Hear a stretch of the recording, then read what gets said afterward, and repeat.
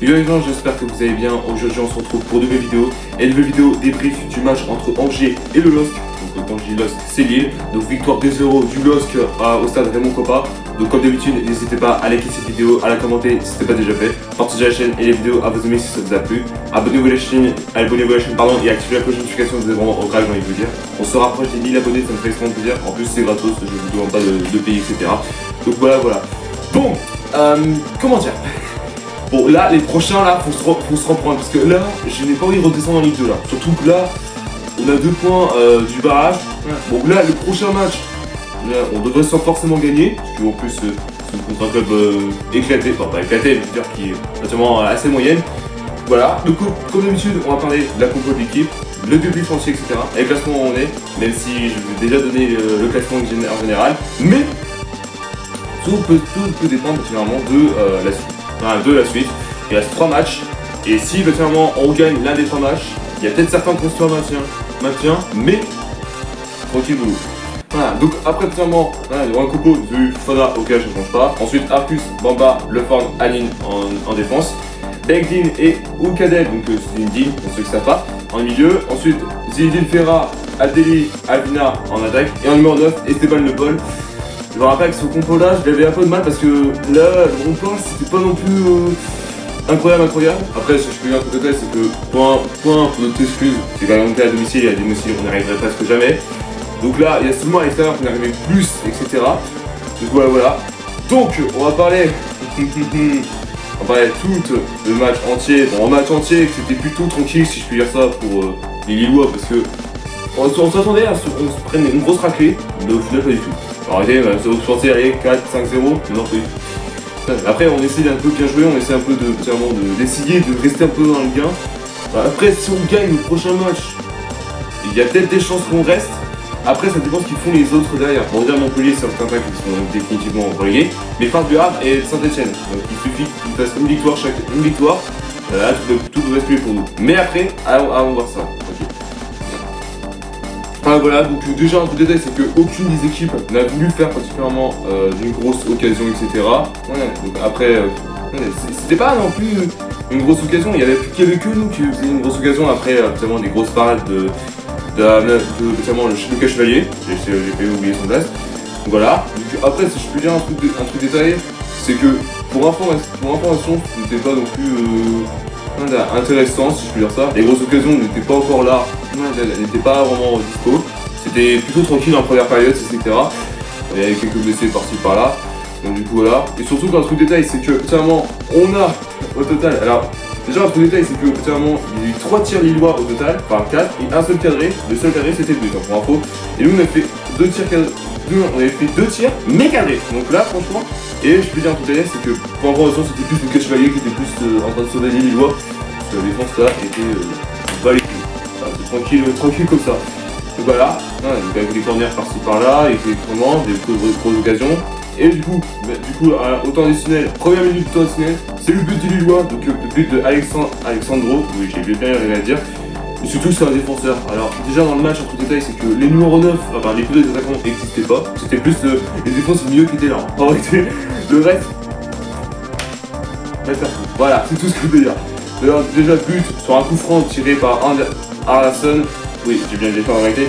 C'était un tir à 30 mètres qui avait trouvé Alexandro qui s'est mis une tête bien haut que par tout le monde. Et du coup qui marque la tête. Du coup malheureusement Yana peut rien faire. C'est ce que dit en réalité, les corners et les coups francs c'est un peu notre point faible si je puis dire ça. Mais au fil du temps, on s'est dit finalement, bon allez, c'est bon, c'est sûr et certain, on va peut-être revenir à un d'un coup. Voilà, donc déjà mi-temps, j'aurais bien aimé faire un 0-0 comme ça, peut-être plus tranquille.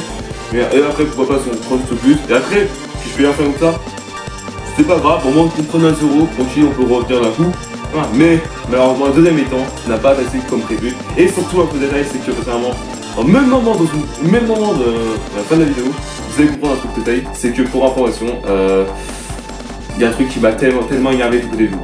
Déjà, au deuxième mi-temps, on reprend, déjà quelques minutes plus tard, c'est Arlason, cette fois-ci, finalement, qui met le but. Mais déjà, en plus c'est un milieu. Les 2 buts qui étaient dans le match, c'est un défenseur et un milieu. Les attaquants n'existent pas, ouais, putain.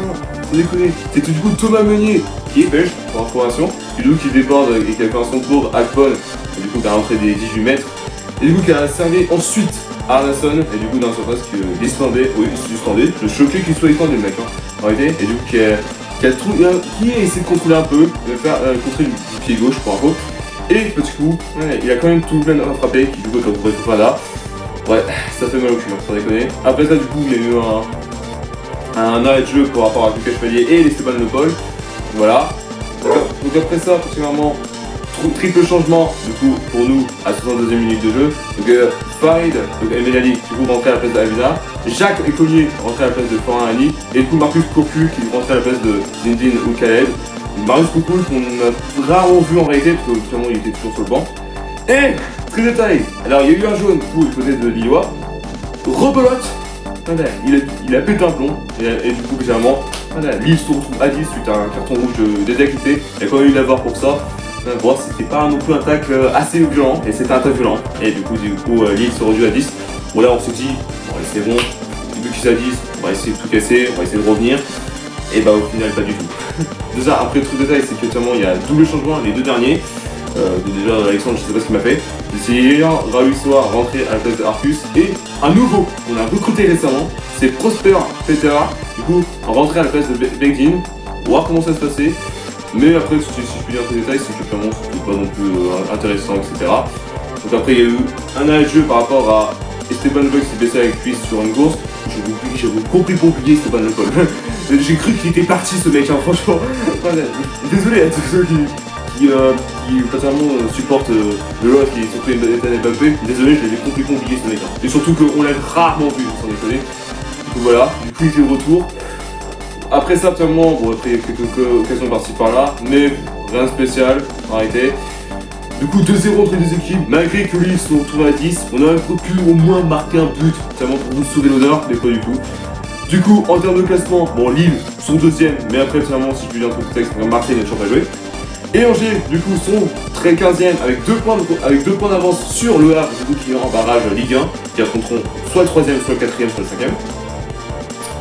Du coup voilà, et faut bien faire attention parce que les prochains matchs, bon normalement nous on peut y arriver parce que les prochains matchs déjà pour nous c'est contre Nantes à l'extérieur, donc normalement on est censé gagner. Ensuite normalement on affronte Strasbourg à domicile, bon Strasbourg on les a tenus tête 1-0 chez eux, et peut-être que chez nous on va peut-être les battre en réalité. Et après c'est contre Lyon, bon Lyon je pense que c'est définitivement mort.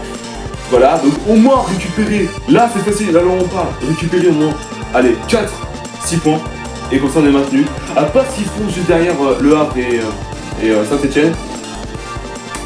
Mais je pense que là, clairement, on parle. Là, je pense que c'est terminado.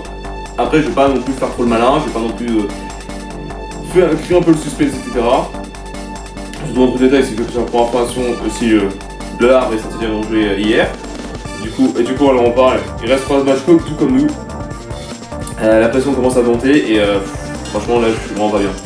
Arrêtez, maintenant il faut se réveiller le cul pour les prochains matchs. Merci à tous d'avoir suivi cette vidéo, n'hésitez pas à liker, à la commenter si ce n'est pas déjà fait. Partagez la chaîne et la vidéo à vos amis si ça vous a plu. Abonnez-vous à la chaîne et activez vos notifications, vous êtes vraiment au crack. On se retrouve bientôt pour une nouvelle vidéo.